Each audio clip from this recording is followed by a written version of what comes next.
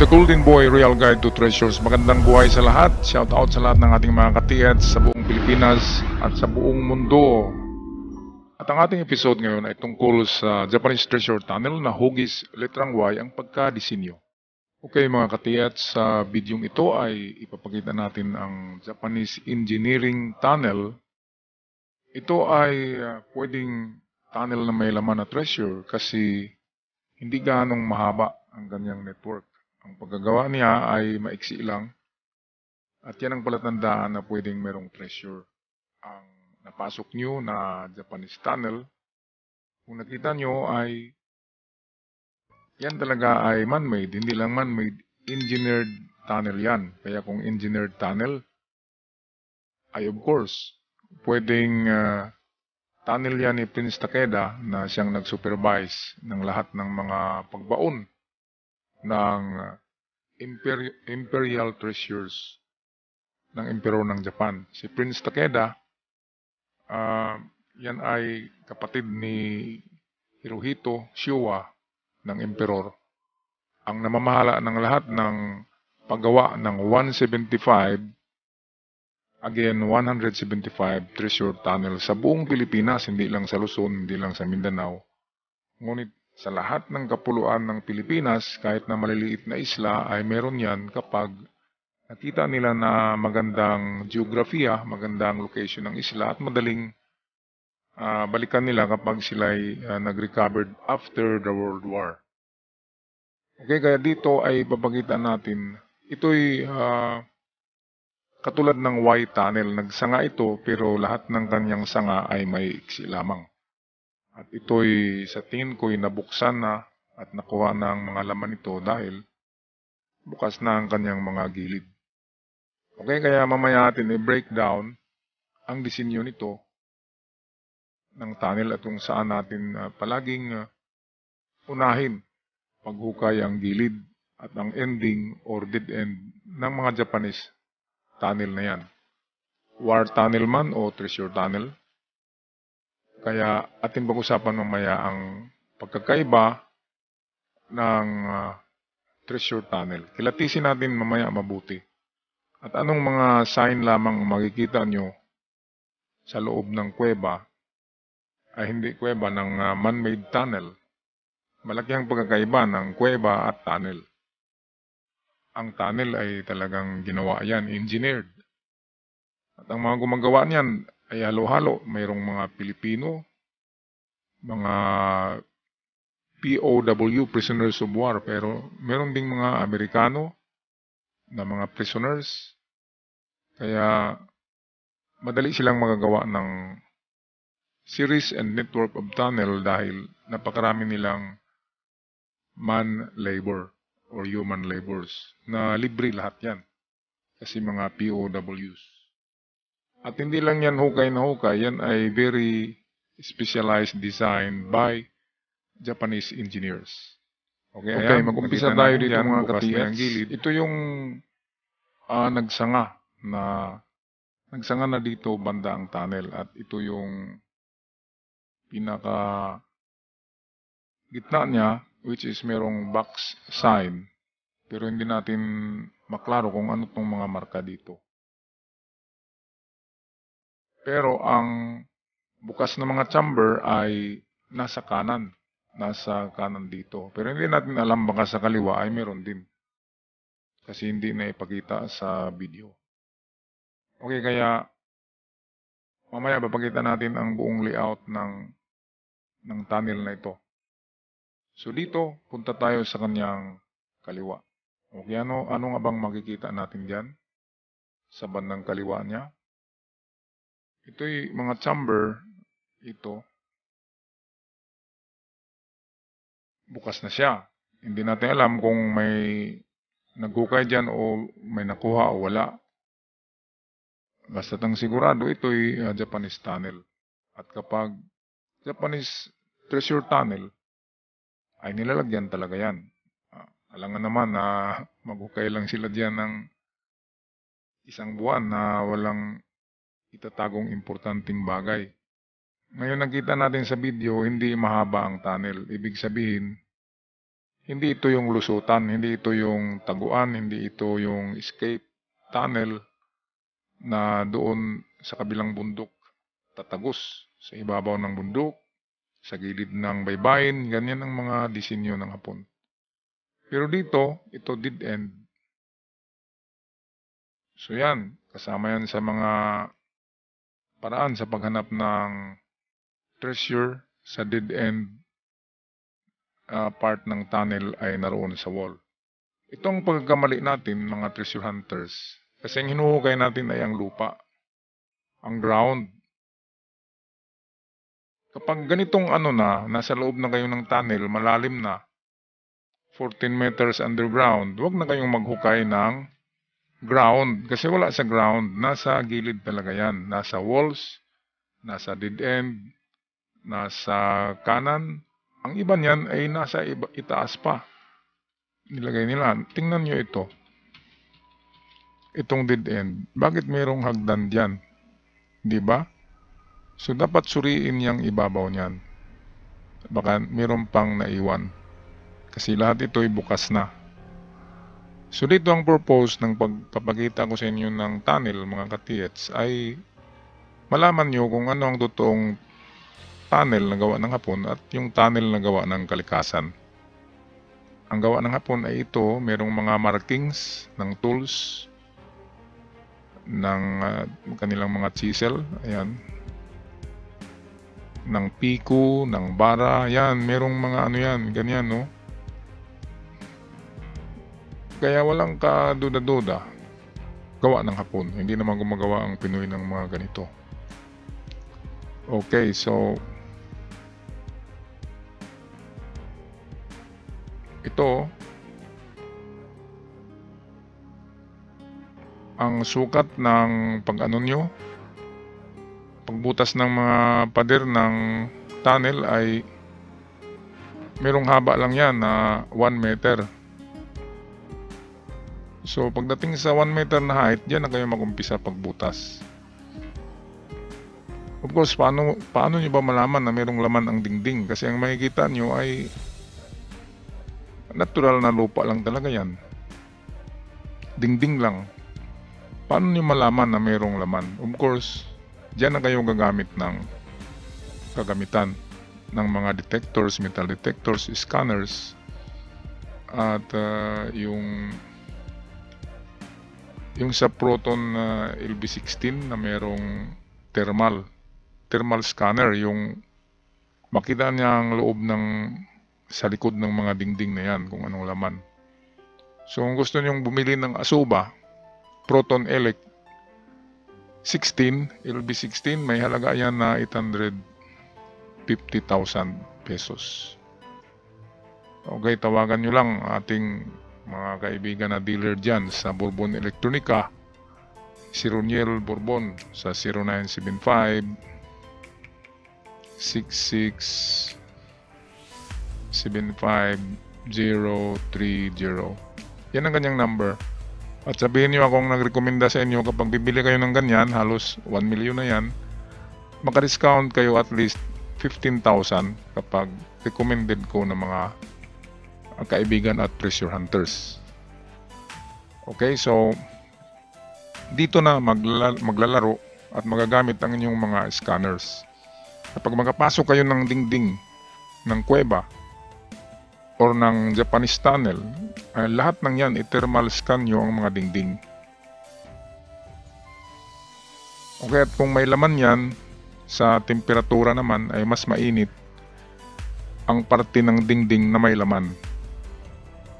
Kasi ang ginto ay nag-absorb yan ng init. At magbabago ang temperatura ng dingding ng tunnel kapag binutas na ito, kumpara doon sa natural lamang. Kasi maraming tubig yung natural, kaya malamig siya. Ang binutas na ay medyo meron ng warm siya, kaya mag-iba ang temperatura. Kaya yung iba, yung nung unang panahon, 1980s, ang ginagamit nila ay yung heat gun, yung temperature gun. Pinupoint dyan, parang yung sa COVID. Pinupoint nila sa dingding, at kapag mag-iba ang temperatura, doon sila maghukay. Kaya maganda rin yan mga katiits, nasa 7,000 lang yan. Kung bibili kayo, marami yan sa internet yung temperature gun. Meron ding industrial thermal gun. Pwedeng bilhin nyo yung industrial ay nasa 30,000, mahal. Pero nakikita nyo kahit mga nakabaon ng kabilya, makikita nyo sa industrial thermal gun. So yan ang mga gagamitin nyo kapag mga dingding na ng kuweba na ito. Lalo na kapag dead end. Kapag dead end, malaking porsyento na nandyan. Tinakipan lang. Ngayon, kapag malapit na kayo doon sa napansin nyo kanina ito sa video, kapag malapit na kayo sa mga chamber ng mga dingding at dead end, ay meron silang talagang iiwan dyan na simpleng marker. So ito yan yung iniwan nila doon.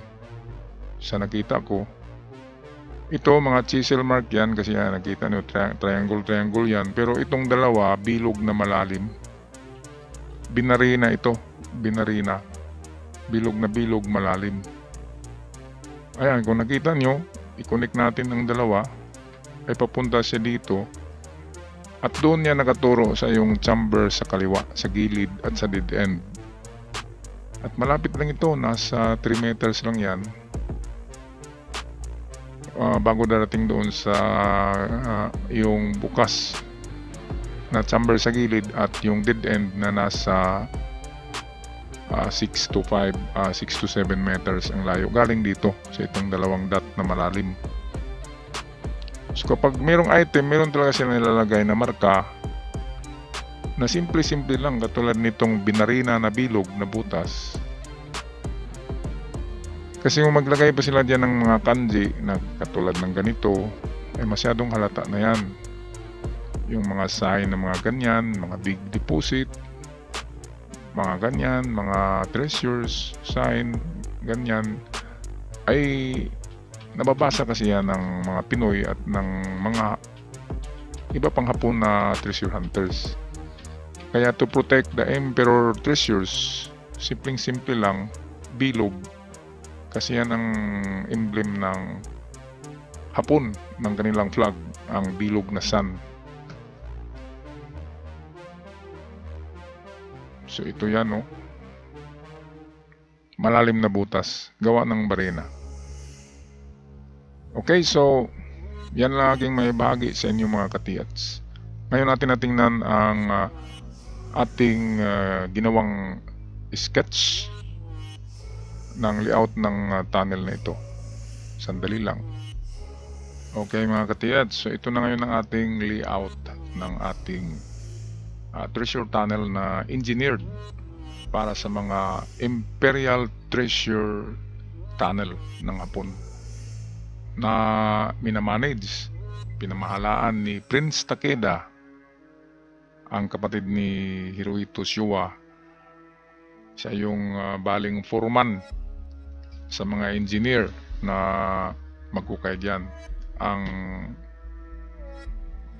Japanese tinatawag na Engineering Brigade. Yun ang isang brigada ng army ng Hapon na ang trabaho ay magukay lamang gagawa ng mga tunnel at magkipagdigma lang kapag nasukol na. Okay, so ito yung ating layout. Karamihan ng treasure tunnel ng Hapon ay nasa ridge. Okay, yung makikita na linya sa kalahati ng bundok. So ito halimbawa to. Ito yung pinaka-ground. Okay, dito yung mga palayan, ganyan. Ito yung pinaka-baba. Itong tinatawag na ridge, hindi yung ridge na pinakatuktok, kundi ito yung mga daanan ng tao, ng sasakyan, ng pwedeng madaanan sa itaas ng bundok. Okay, yan ang isang palatandaan kung saan maghanap ng item. Ngayon ang ridge sa eye level ng tao, ito halimbawa ikaw ito, ang paghanap ng mga butas ng tunnel ay eye level ng tao. Yan. So ito na mga level, pwedeng merong entrance diyan ng tunnel. At ang pagbutas niyan ay pababa. Of course. Ganyan. Ayan. So yan, halimbawa niyan, kung meron kayong magandang detector na makapag-detect ng void, space, or cavity, tinatawag na cavity or chamber. Ang dowsing rod ay magaling yan maghanap ng mga ganyan, ng mga void space. Kaya pwedeng makakita kayo ng entrance using dowsing rod lamang. So halimbawa, ito na yan, tagpuan nyo ang isang butas sa ridge or daanan sa itaas ng bundok. Hindi yung daanan na dito sa ground level. Wala dyan, nasa itaas yan, kunti. Pumipili kasi ang hapon ng magandang, yung medyo mahirap-hirap talaga hanapin. Okay, so halimbawa, yan na yung ating ridge. Ngayon, bumutas na tayo. Okay, example. Bumutas na tayo sa ridge. Erase muna natin tong. Okay, sandali lang. Katiit sa ito. Tanggalin muna natin to.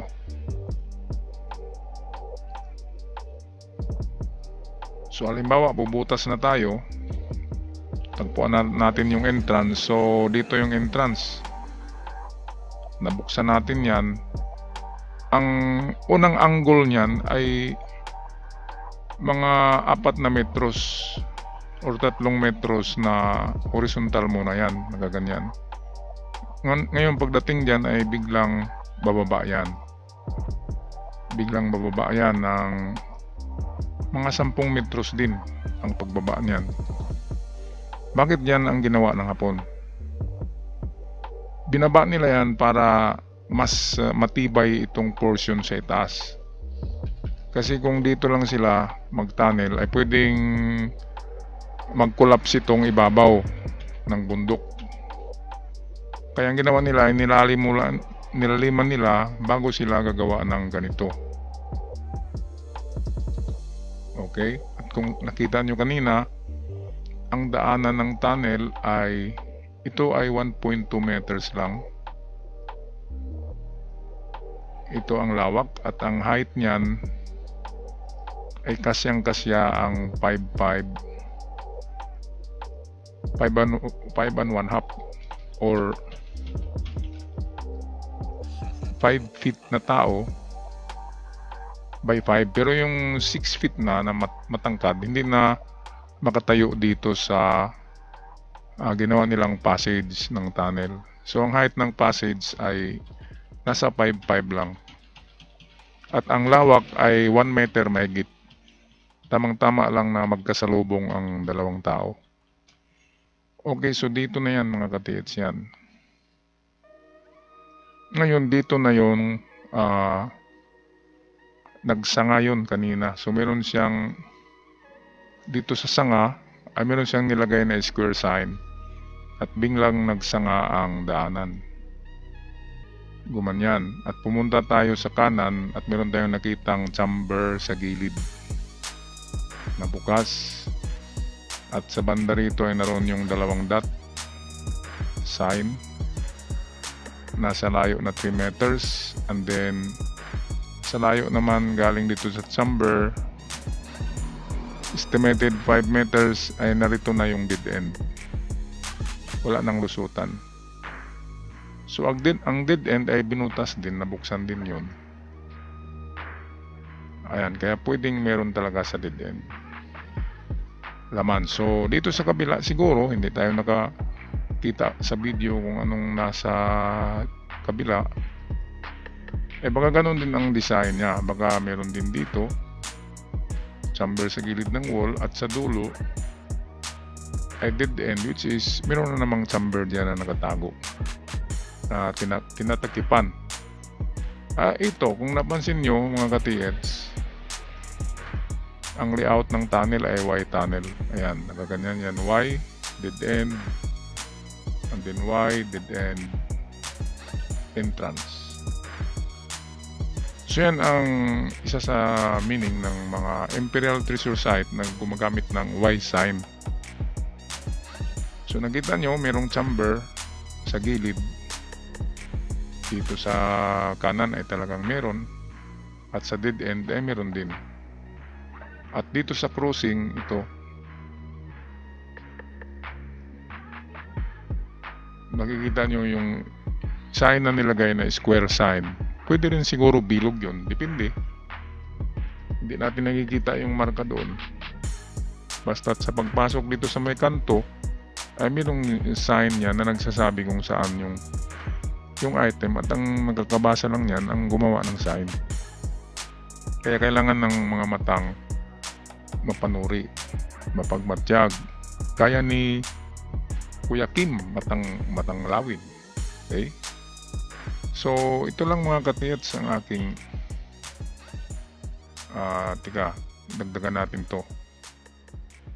So, nakita nyo ay wala pa itong